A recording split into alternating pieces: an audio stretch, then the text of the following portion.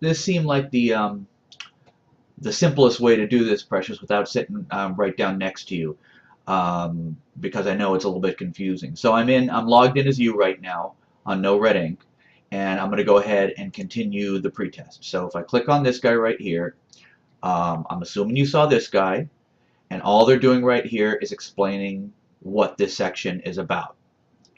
Um, in other words, citing things MLA style. You know, since I got you here, even though this wasn't originally intended to be a teaching session, I might as well. To cite literally means to go ahead and say where you got your information from. And MLA is a particular way of doing it, and most colleges like MLA style. That's why we teach you guys the MLA style. Okay, so so this part's pretty straightforward. They go in here, and now they're actually teaching you the different part. Okay, like I said, they'll give you a small section of a book, a play, something like that, and part of it will be highlighted. So here's what they're talking about. That's the part that's highlighted. Okay, this is what you cite. This is the source that somebody can get their information from.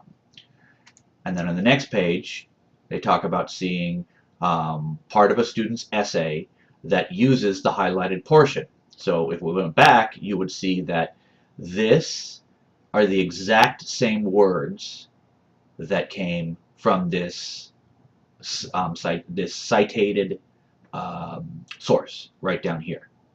Okay, so in other words, this student is citing, well, right here he's quoting this guy right here, Blueyard. All right, and whenever you do that, you have to cite your source, and that's what this is teaching. So now I click continue. My guess is this is where you are getting stuck because it doesn't seem like you can do anything. But this is the portion where you actually do the changes, right? You actually click in this little box, and then your job is to add stuff. Now, hopefully, you're not going to add what I just added, right? That's not it. But they're going ahead, their job right here, since they know this is new to you, is they're literally telling you exactly what you would write. Okay, so in this case, you come up here, you add a space after Blueyard, or rather after the quotation mark.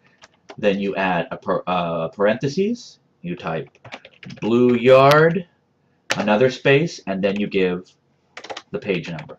And then you end the parentheses. Okay, that's what that is right there. That's the portion, and they're telling you how to get this piece right there. And then once you're here, you have another box that you can go forward on. I'm assuming that's what you were getting stuck on. You're not the first person who gets stuck on that little section right here where you don't know what you're supposed to do, but you literally, you click into this little box, and that's where you get to type. Okay, and once you have the correct citation, oops, don't know what that is.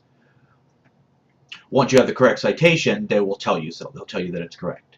Okay, so I'm going to go ahead, I'm going to save this and send it to you, and hopefully this makes sense. If not, go ahead, give me a call back, and then I'll look a little bit further. I don't want to go further than this because then I'm going to start answering questions for you.